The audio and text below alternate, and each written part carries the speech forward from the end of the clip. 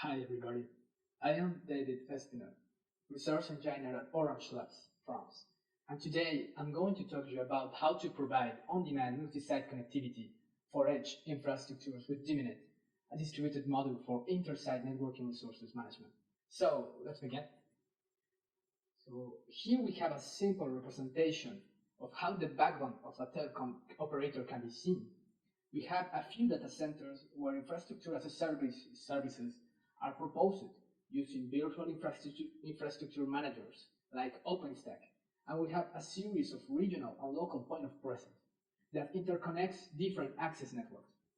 Today, we have needs and requirements from IoT, network function virtualization, and the 5G that are challenging this traditional centralized approach. In a traditional deployment, as the one of the example, there are several problems related to the centralized management. The OpenStack instance by itself will be a single point of failure and a bottleneck. Moreover, some studies have shown the problems of using a single centralized OpenStack entity to manage a distributed infrastructure, being the bottleneck the communication bus. So we need the beam to be closer to the user, in some cases to respect delay constraints, to avoid traffic overhead at the backbone also, and in other cases to respect legal requirements, where data needs to be stored at a precise site and not at a data center location. For this reason, we were interested in a different approach.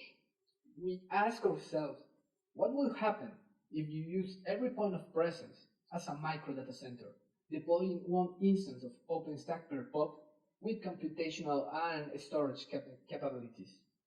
We refer to this as a distributed IaaS management, where resources are managed in a collaborative way among OpenStack instances. This way, we can respect the delay constraint, we can avoid the traffic overhead, and we can meet the legal requirements. This kind of deployment has been proposed at the Edge Computing Next Step in Architecture Design and Testing white paper of the OpenStack Edge Computing Group. But even if this approach could better fit the requirement and constraints, it raises several questions from a management point of view.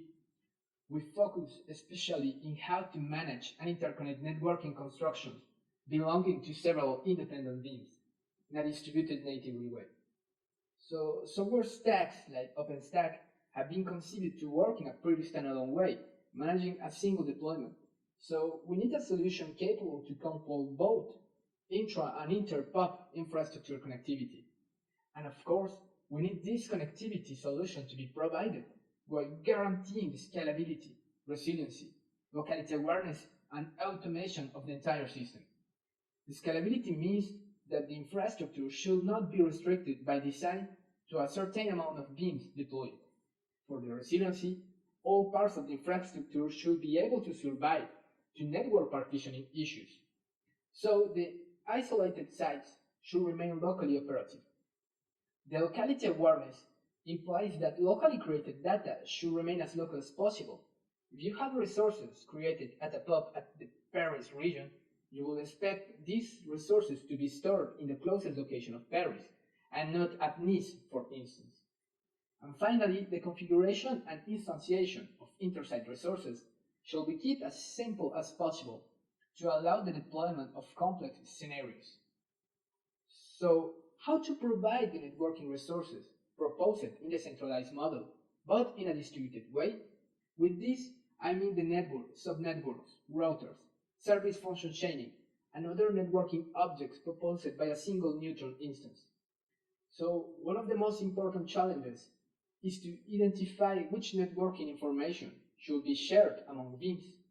If we take the example of a network and its corresponding subnetwork being shared between the two sites as in the picture, it is necessary to find out which information should be exchanged regarding the IP addresses provided in the segment. One possibility could be to communicate every time an IP is assigned, or to logically divide the IP allocation pool among the two sites. So this information will depend on the type of resource, because as you know, it's not the same thing, the verification that we need to do routing, than the verification to do the extension of a network. So secondly, we wanted to define the scope of a request. Should we broadcast information at every site? Should we use a huge replicated database? The idea was to mitigate as much as possible the overhead of management traffic. The third challenge is related to information availability. In case of network disconnection, each VM should be able to provide its service locally. Of course, the non-disconnected sites should still propose inter-site resources management. We also considered two technological challenges. The first one is related to the implementation of well-defined, automatized interfaces to allow the communication among VIMs. And the second one is related to the networking technologies actually allowing us to interconnect the network constructions at the data plane level. So to answer these challenges and to provide a distributed management, we looked at a field that has been heavily studied in the last year, software-defined network. If you look at literature propositions and industrial solutions, there are a lot of SDN controllers used in a distributed fashion. So to take inspiration, we analyzed several SDN controllers composed by multiple instances. And we found two of these controllers, Disco and Open the Light of Federation Mod, that use a physically and logically distributed architecture, leveraging a collaboration among controllers. So, inspired in these two SDN controllers, we designed DIMINET, a distributed model for inter-site networking resources management. So, DIMINET relies in a fully distributed architecture where independent modules are deployed beside the networking VM service, in this case neutral. Since VIMs are independent among them and also independent among modules, new DIMINET instances can join the deployment without affecting others' behavior. Thanks to this architecture, single point of failure and bottleneck issues are mitigated because we do not depend on a single point of entry to create inter-site resources, but instead they can be created at all DIMINET instances. If we do a comparison with the Tri-Circle project, when you use a Tri-Circle deployment, even to create local elements, you must address to the central neutral. In a DIMINET deployment, this is not an issue, since you communicate directly with every neutron instance. DIMINET instances will also share only the necessary inter-site resource-related information, because by contacting only the relevant sites for a request, we will mitigate network communication overhead. So DIMINET takes really serious the scope of a request. So how DIMINET modules are composed? Following the approach of the two picket SDN controllers, we have a database local to every instance. To communicate among modules, every instance has an horizontal interface, inspired by the east-west interface of SDN controllers, and a user-face API allowing the user to request the creation of inter-site resources. We have implemented the Layer 2 extension and the Layer 3 routing resource. I will talk more about these resources just in a minute. And every module has a logic core which is in charge of the actual management and coordination among modules. So because every type of resource needs a different management, a pair resource type logic has been implemented in the logic core in order to provide the correct management for these resources. So what this really means when a user wants to manage inter-site resources, let's take an example of the Layer 3 routing resource. So this is a logical router used to interconnect subnetworks present in independent sites. So a request to DIMINET is addressed to any module providing the following information: the resource type, in this case Layer 3 routing, possibly a name, and a list of network identifiers and the sites where they belong.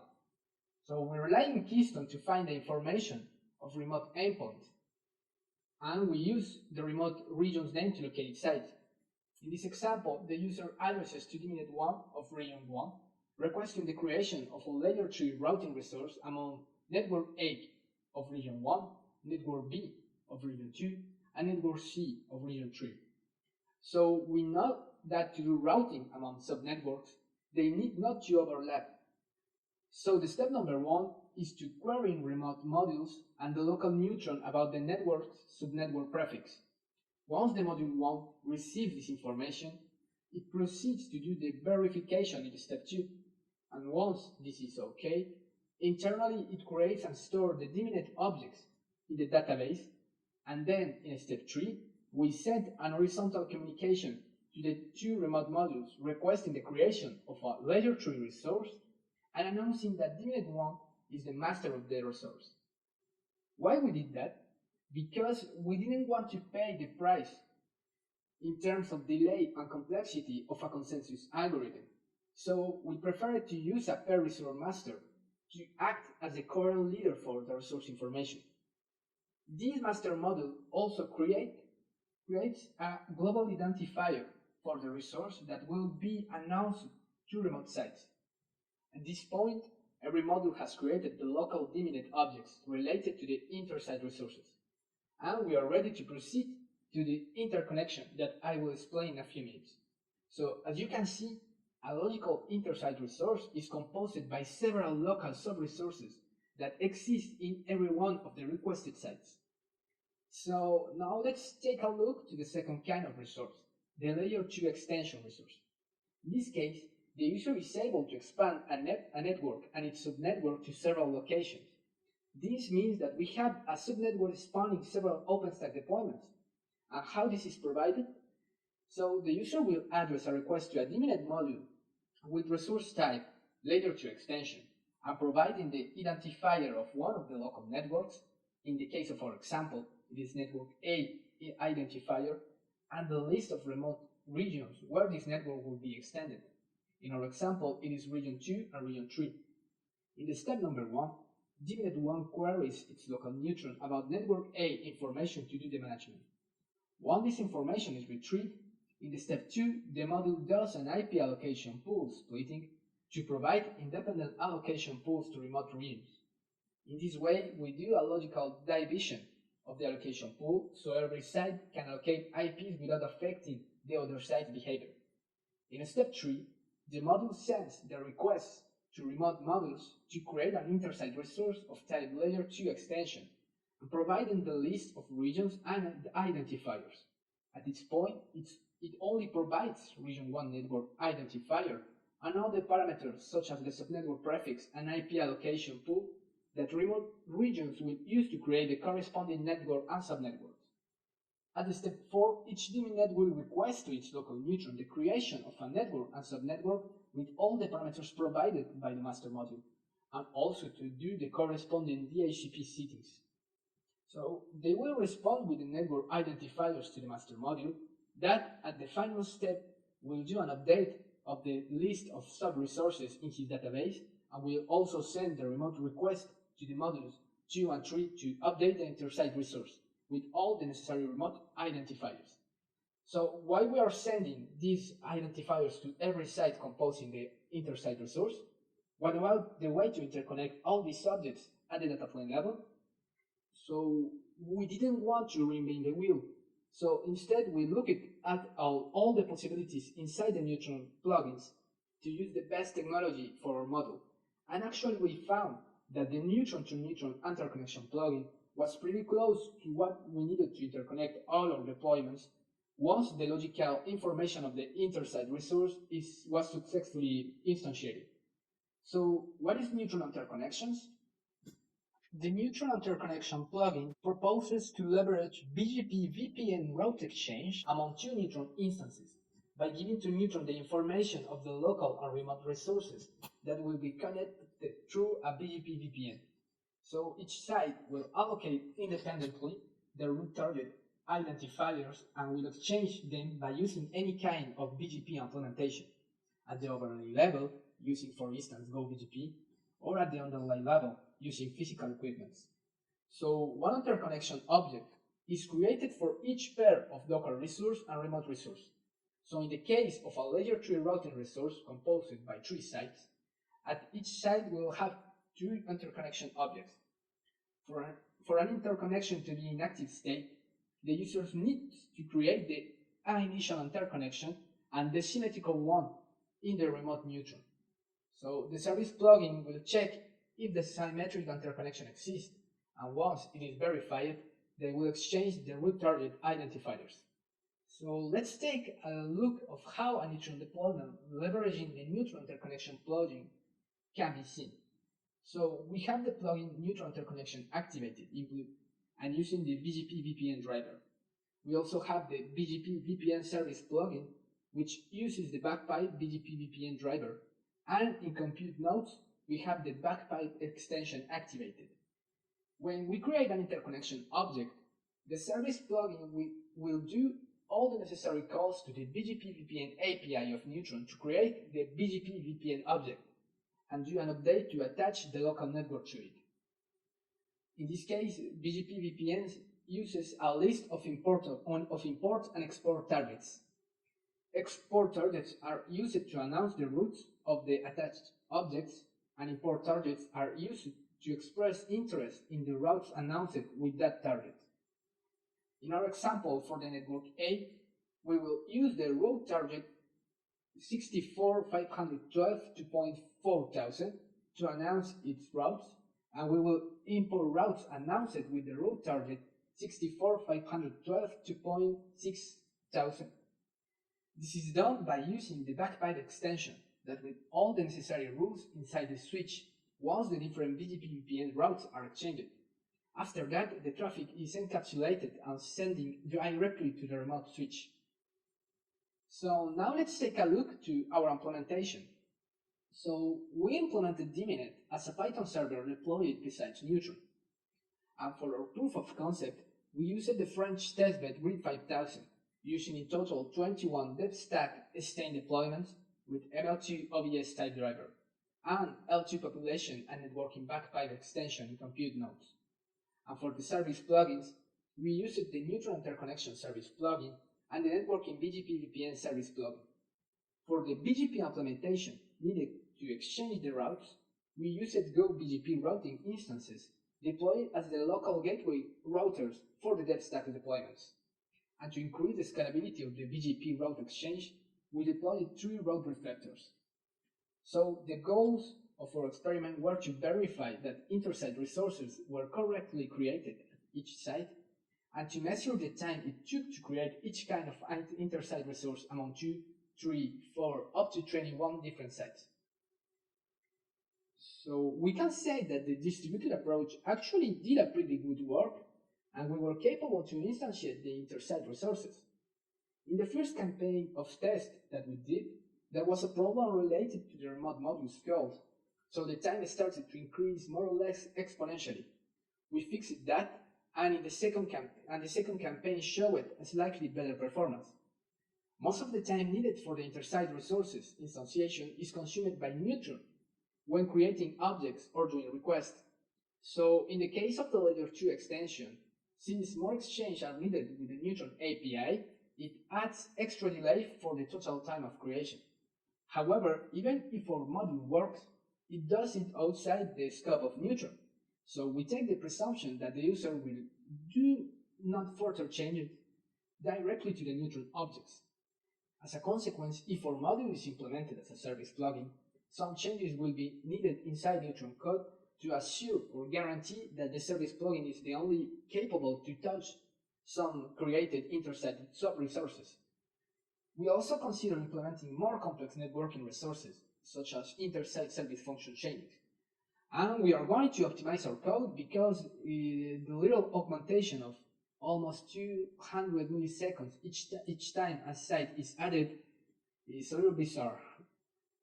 So to summarize, we have presented DIMINET, a module capable to provide networking connectivity in a multi-deployment OpenStack scenario. By relying in a fully distributed architecture, intersite networking resources are created on demand and exchanging only the necessary information, diminishing the quantity of management traffic among instances. The DIMINET contribution actually goes beyond the technical contribution on the network scenario. We are investigating how can the DIMINET proposal be generalized to other services to make them collaborative with minimal efforts in terms of development. Such generic pieces of code may represent a huge contribution to deliver building blocks for collaboration between independent systems. So if you have questions, do not hesitate to ask. Thank you very much for your attention.